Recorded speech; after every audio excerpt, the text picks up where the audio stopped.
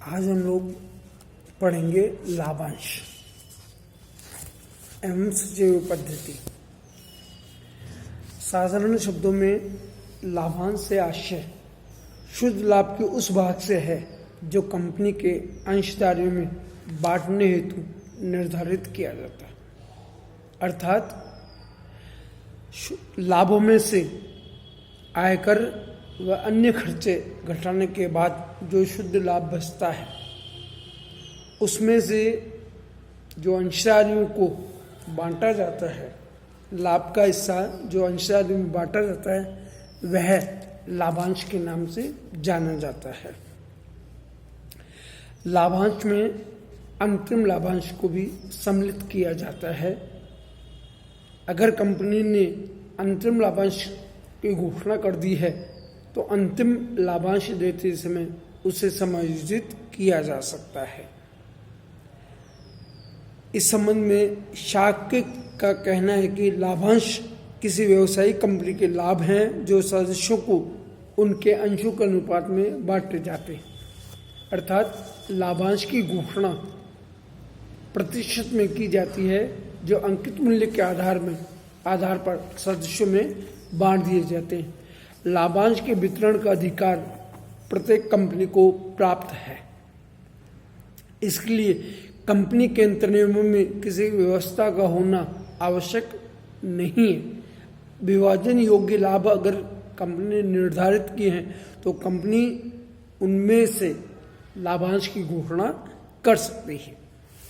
लाभांश संबंधी वैधानिक प्रावधान, कुछ ऐसे प्रावधान दिए गए हैं जिनकी पालना करने पर ही लाभांश का भुगतान किया जा सकता है। पहला है लाभांश हेतु कोष। कोई भी कंपनी वित्त वर्ष में निम्न कोषों से लाभांश की घोषणा कर सकती है।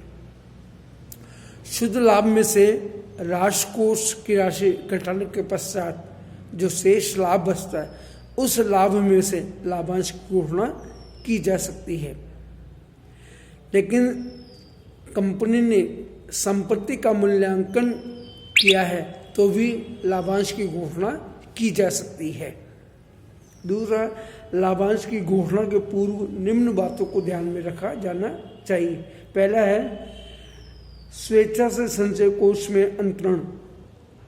अगर कोई कंपनी ने संचय कोष बना रखा है तो उसका संचय कोष में उस लाभांश की राशि को ट्रांसफर किया जा सकता है।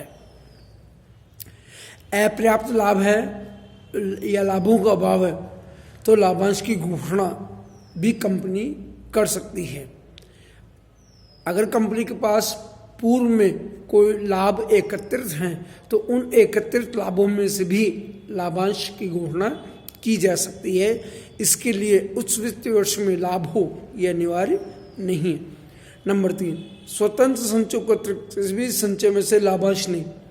अगर कंपनी ने लाभांश के लिए किसी प्रकार का संचय या रिजर्व नहीं बनाया है तो कंपनी अन्य किसी रिजर्व के अभाव में अपने जनरल रिजर्व या डेप्रिसिएशन रिजर्व या अन्य रिजर्व में से उस लाभांश की घोषणा नहीं कर सकती कंपनी।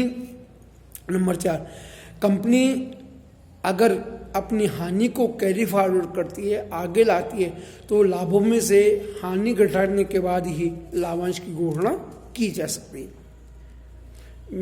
नंबर 3 है अंतरिम लाभांश।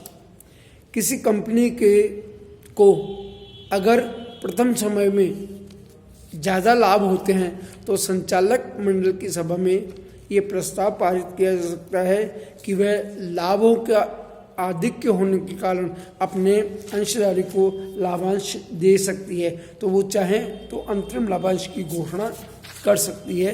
इस प्रकार का एक प्रस्ताव पारित किया जाएगा। फिर है लाभांश की घोषणा। वार्षिक साधारण सभा में लाभांश की घोषणा की जाती है जो प्रतिशत में होती है। इस प्रतिशत को परिवर्तित करने का अधिकार अंशधारियों को होता है। अंशधारी चाहें तो इस प्रतिशत को परिवर्तित भी कर सकते हैं।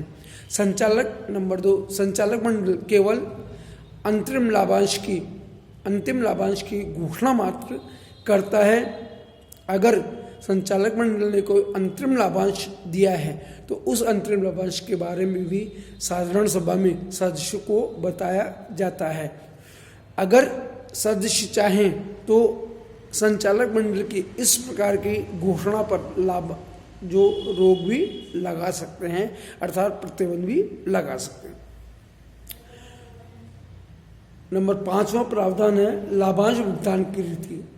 अगर साधारण सभा में लाभांश घोषित किया जाता है तो उस लाभांश के लिए पृथक से एक बैंक खाता खोला जाएगा और उस बैंक खाते में उस राशि को जमा कराना अनिवार्य होगा। नंबर 2, लाभांश का भुगतान उस राशि में से ही, उस बैंक खाते में से ही लाभांश का भुगतान किया जाता है जो नगद में या चेक द्वारा दिया जा सकता है और लाभांश घोषणा के 30 दिन के भीतर ही लाभांश का भुगतान करना अनिवार्य है।